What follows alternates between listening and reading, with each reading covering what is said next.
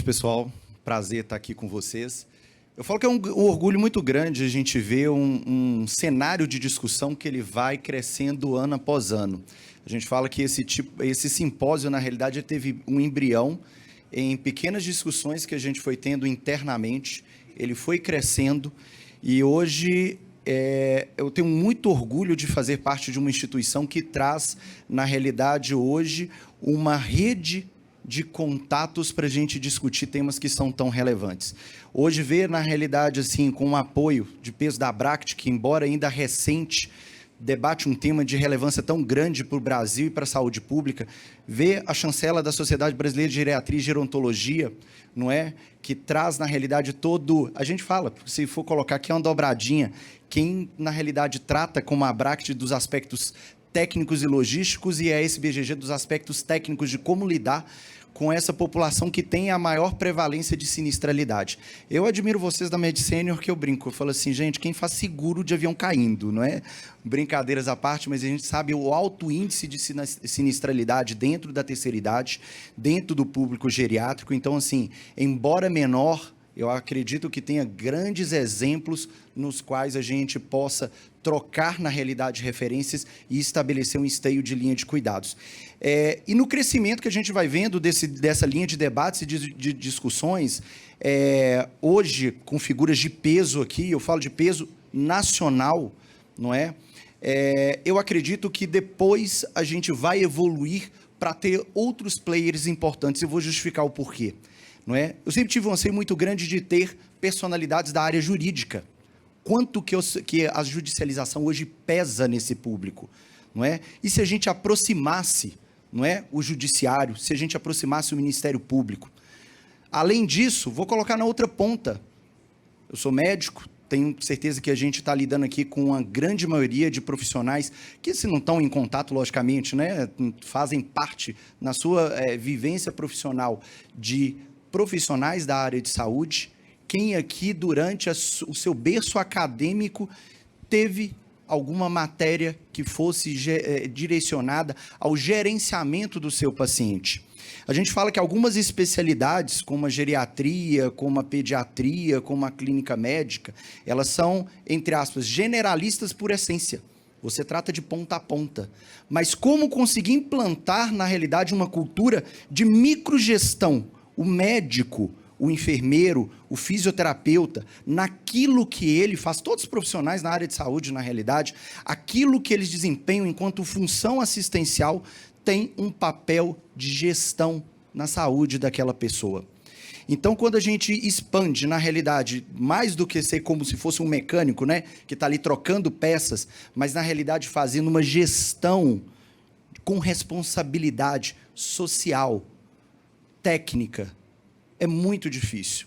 Então, eu acredito que um dos players que a gente poderia, né, na realidade, pensar em convidar, eu falo, é a gente estender, na realidade, esse debate, desde a formação acadêmica até na outra ponta que a gente teria a judicialização.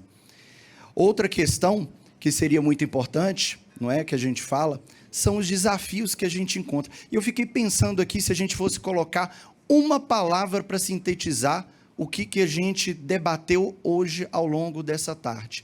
Eu falei, se a gente fosse pensar e sintetizar, eu acho que seria cidadania.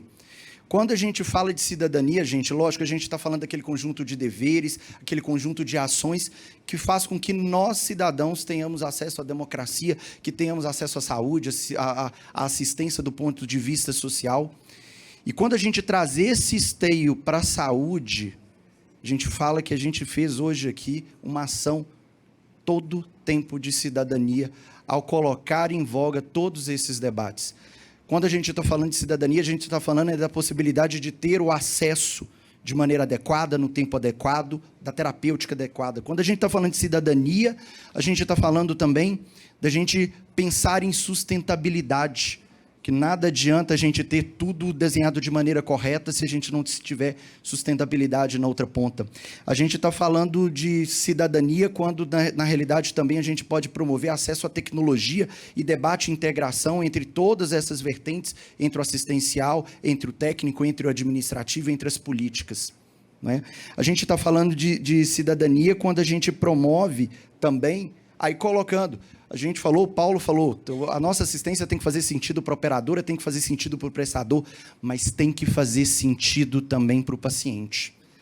Então, ter essas 3 vertentes. E quando a gente está falando do paciente, porque quando a gente está tratando, né, uma insuficiência cardíaca, a gente está com uma determinada meta, quando até mesmo a gente, dentro do cuidado, de transição de cuidados, a gente tem as nossas metas, a gente tem nossos objetivos terapêuticos, mas isso tem que fazer sentido para a família, para o paciente, como uma maneira de melhorar a promoção do cuidado para aqueles que estão em volta e que o paciente também consiga perceber, não é, nele próprio, esse esteio de melhoria que a gente, não é, está promovendo. Não é? Então, assim, é um debate que eu falo que hoje a gente promoveu cidadania.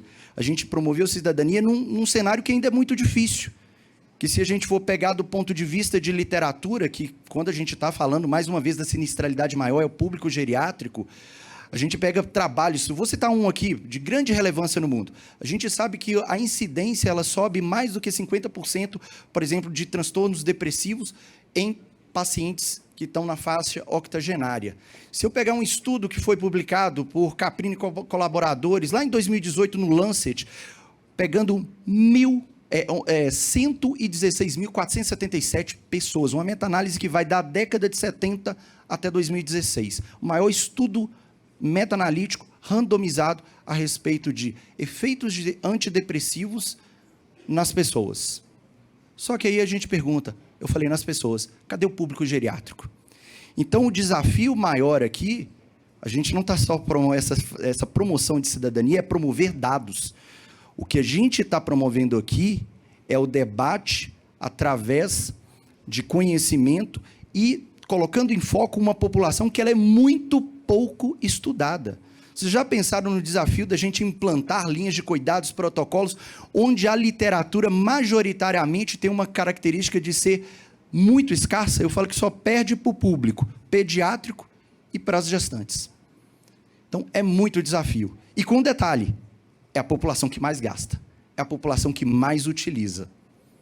Então, eu queria convidar todos, eu falo que deixando essa provocação, essa pulga atrás da orelha, a gente contemplar agora um pouquinho, eu vou fazer um release da nossa nova clínica de transição, que a gente, na realidade, está comprando todos esses desafios, sem esquecer de forma alguma de todo o esteio social da Rede Paulo de Tarso, enquanto instituição filantrópica, e mostrando que a gente pode promover muito, tanto do ponto de vista técnico, quanto do ponto de vista assistencial, quanto do ponto de vista de contribuição para assistências e políticas, e a gente fala tanto privadas quanto públicas, não é? E que a gente consegue fazer, a gente brinca, né, Carlos? Muito, e às vezes com muito pouco, mas com muita qualidade. Então, eu gostaria de passar novamente as imagens do nosso novo empreendimento, por favor. Um conceito premium em transição de cuidados que só quem é pioneiro no Brasil é capaz de oferecer. Um lugar que acolhe, reabilita e transforma vidas. Conheça a Santor, um novo segmento da rede Paulo de Tarso, alinhada aos padrões internacionais de assistência, com localização estratégica e privilegiada no bairro Santa Lúcia, na região sul da capital mineira. A Santor chega para oferecer uma experiência premium inédita, com a expertise de uma rede que se dedica há décadas à saúde e ao bem-estar dos brasileiros. Somos o elo entre os cuidados de alta complexidade dos hospitais gerais e o retorno seguro para casa. Nosso modelo de atendimento coloca o paciente no centro do cuidado, garantindo mais autonomia, independência e qualidade de vida. Além disso, a Santor é uma alternativa para otimizar a gestão de recursos em saúde e auxiliar na deshospitalização segura. Em uma estrutura com mais de 5.800 metros quadrados, a nova unidade de alto padrão contará com 60 leitos de apartamentos premium, avançado centro de reabilitação, mais de 1.800 metros quadrados de espaços ao ar livre com vista privilegiada para a realização de atividades e terapias, A clínica também oferecerá aos pacientes espaço para cuidados com a beleza e estética, além de uma ampla sala para a realização de atividades de entretenimento, musicoterapia e arte-terapia. Um ambiente que une tecnologia de ponta e sofisticação, com a assistência de uma equipe transdisciplinar de excelência que atua nos cuidados em reabilitação, doenças crônicas e paliativo. São profissionais de diferentes especialidades médicas e atendimento em geriatria, neurologia, clínica médica, paliativista, nutrologia, fisiatria, medicina hiperbárica, toxina botulínica e recursos terapêuticos de última geração. Descubra um novo conceito em saúde. Santor, sua nova clínica de transição.